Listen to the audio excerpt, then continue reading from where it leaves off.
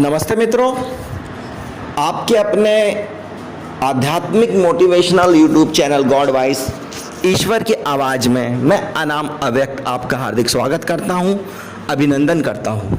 मित्रों, अगर आप भी आत्मा का अनुभव करना चाहते हैं, परमात्मा को अपने भीतर पाना चाहते हैं तो हमारे सहज ध्यान को अवश्य करें। अगर आप हमारे सहज ध्यान को 15 मिनट प्रतिदिन अवश्य करते हैं तो मेरा दावा है कि आपका शरीर स्वस्थ हो जाएगा, आपका मन निर्मल हो जाएगा, आपके विचार शुभ हो जाएंगे, आपकी भावनाएं कल्याणकारी हो जाएगी, आपकी ऊर्जा ऊर्ध्वगामी हो जाएगी, आप अपनी आत्मा में स्थित हो जाएंगे और परमात्मा आप में उतर आएगा।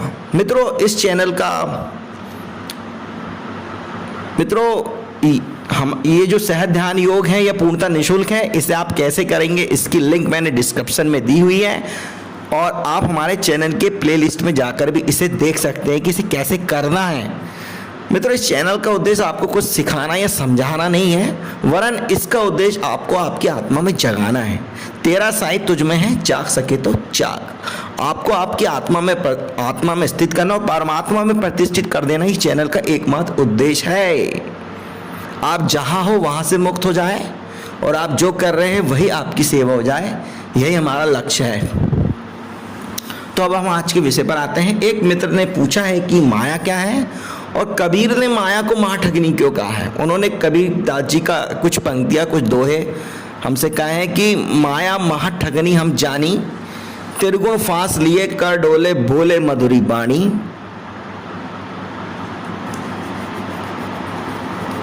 इसका अर्थ बतलाए करके ये जो दुआ है कि माया महाठगनी हम जानी, त्रिगुण फांस लिए कर डोले बोले मधुरी बाणी। केशव के कमला हुई बैठी शिव के भवन भवानी, पंडा के मूरत हुई बैठी तीरथ हूं मैं पानी। जोगन के जोगन हुई बैठी राजा के घर रानी, काहू के हीरा हुई बैठी काहू के कोड़ी कानी। भक्तन की भक्तिन हुई बैठी ब्रह्मा के ब्रह्माणी। कहे कबीर सुनो भाई साधु ये सब अकथ कहानी, और कहे कबीर सुनो भाई साधु ये सब असत कहानी। तो ये जो माया को महाठगनी बोला है तो इसके ऊपर भी सूक्ष्मता से प्रकाश डाले और बतलाइए कि माया क्या है। तो मित्रों, थोड़ा सा वीडियो लंबा हो सकता है क्योंकि हम माया की चर्चा कर रहे हैं, काफी गहन है, सूक्ष्मता से विश्लेषण करेंगे क्योंकि आप भी माया में जी रहे हैं। तो आत्मा का अज्ञान ही माया है। अपने आप को ना जानना, अपनी आत्मा का अनुभव ना कर पाना ही माया है। आप जितनी मात्रा में आत्मा से दूर है उतनी माया में आप माया के पास में है। तो माया जो है वो आत्मा का अभाव है। बिना आत्म साक्षात्कार के, बिना आत्मा को जाने आप माया से मुक्त नहीं हो सकते। तो माया क्या है? माया प्रकृति और सांसारिकता का सम्मोहन है और आत्मज्ञान का अभाव है ही माया है। प्रकृति का और सांसारिकता का सम्मोहन माया है और आत्मज्ञान का अभाव ही माया है। तो कबीरदास जी जो कह रहे हैं, तो इसके पहले हम समझते हैं कि प्रकृति जो हम पे 3 तत्व लगाती है, सद्गुण रजगम तमोगुण। तो जो कबीरदास जी बतला रहे हैं ना कि त्रिगुण फांस लिए कर डोले भोले मधुरी बाणी, तो कबीरदास जी बतला रहे हैं कि त्रिगुण जो होते हैं, सद्गुण रजगुण और तमोगुण, ये तीनों में स्थित होना माया है। जिसमें तमोगुण का अर्थ होता है आलस और प्रमाद में जीना, ये तमोगुण है। अगर आपका जीवन आलसी हो, आप प्रमादी हो, तो ये तमोगुण हो गया। रजस का मतलब होता है कि उत्तेजनापूर्ण जीवन, जिसमें उत्तेजना है, बहुत तीखे मसाले वाला खाना पसंद है आपको, उत्तेजना, इंद्रियों में भी आप उत्तेजित जो कार्य वो कर रहे हैं, काम क्रोध लोभ मोह अहंकार उत्तेजना वाले कार्य आप अगर कर रहे हैं तो ये सब राजस है।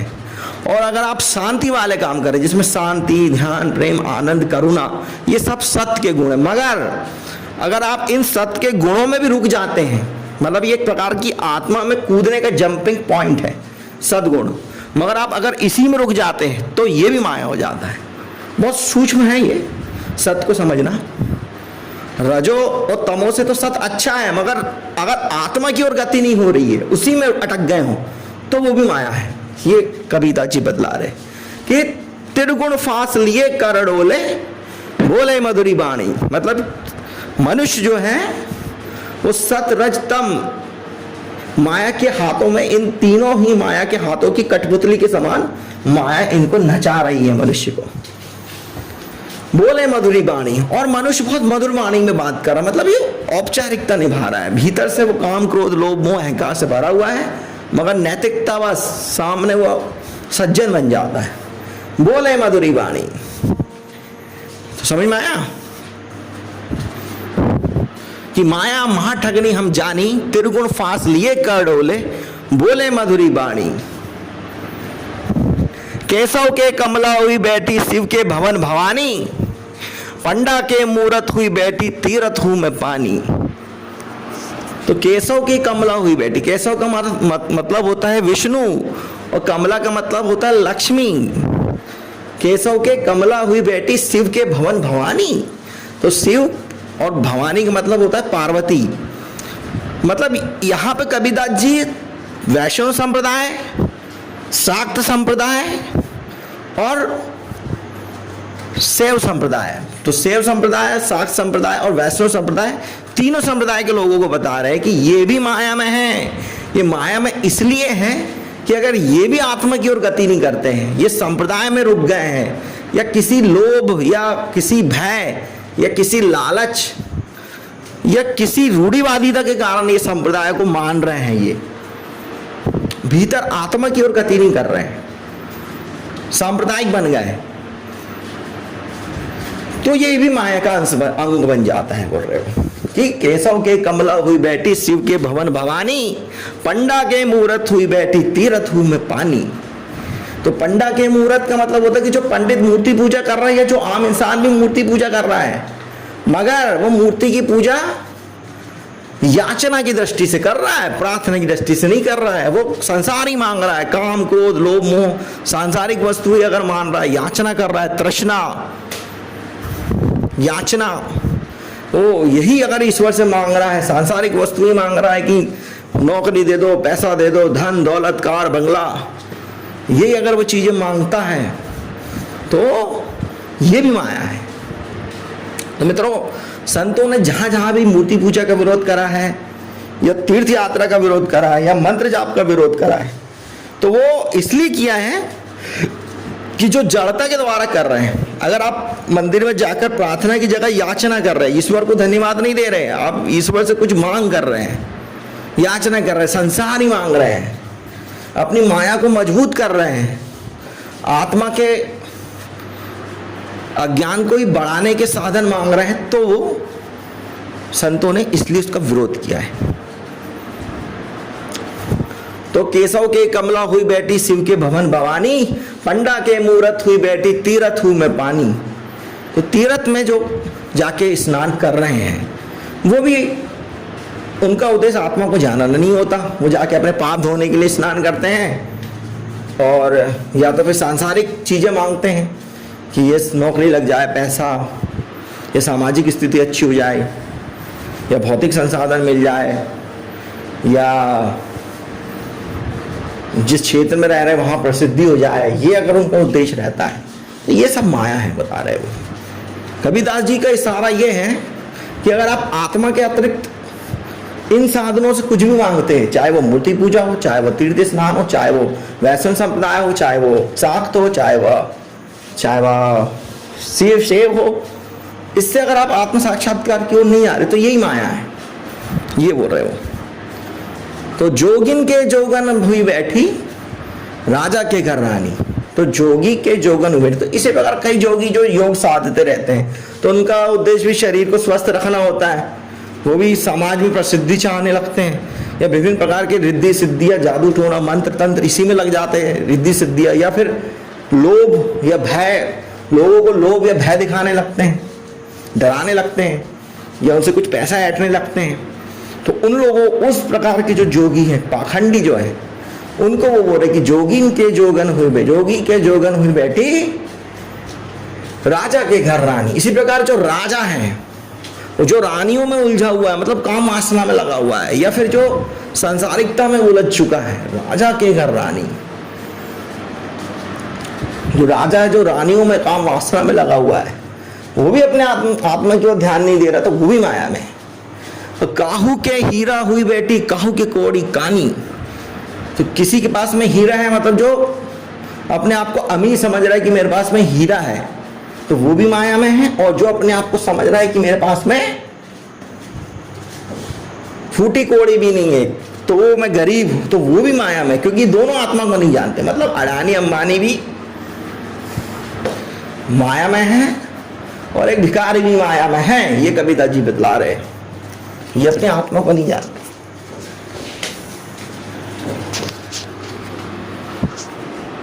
और आगे वो कह रहे हैं कबीरदास जी कि भक्तों के भक्तिन हुई बैठी, भक्तों के भक्तिन हुई बैठी, ब्रह्मा के ब्रह्माणी, और कहे कबीर सुनो भाई साधु ये सब अकथ कहानी। तो भक्तों की भक्तिन हुई बैठी, मतलब जो तथाकथित भक्त जो भक्ति कर रहे हैं, बहुत चिल्ला रहे, जस मंडल, आपने देखो जस मंडल चले जा रहे हैं, रात रात भर जागरण हो रहा है, मगर वो सेवा दिखावा के कुछ नहीं है, वो शो कर रहे हैं।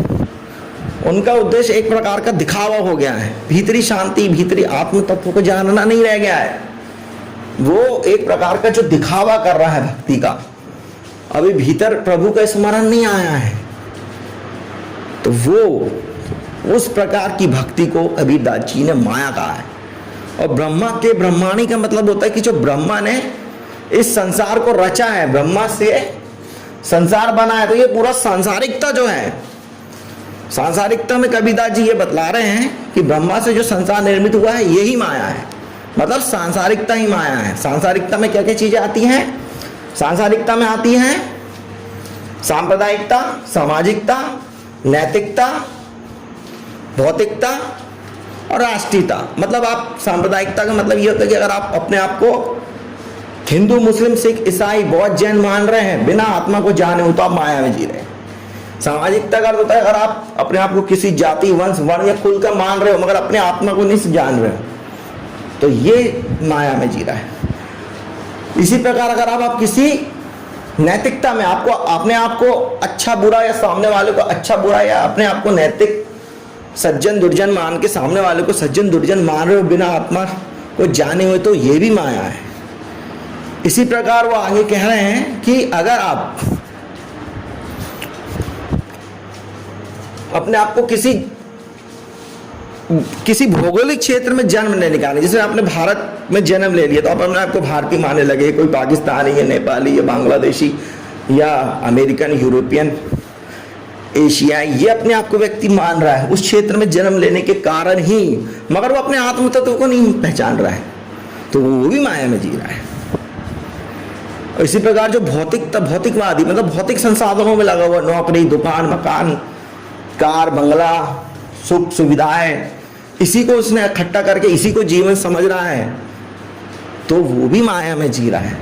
तो इसको उन्होंने कहा है कि ब्रह्मा की ब्रह्माइन, मतलब सांसारिकता को कबीरदास जी ने माया कहा है।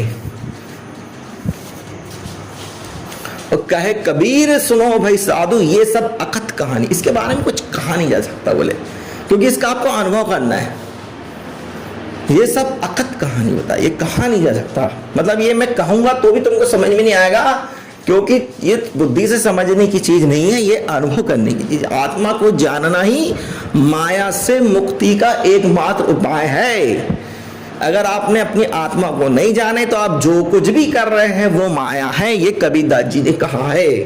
तो आत्मा का अज्ञान ही माया है, अपने आप का नहीं जानना ही माया है।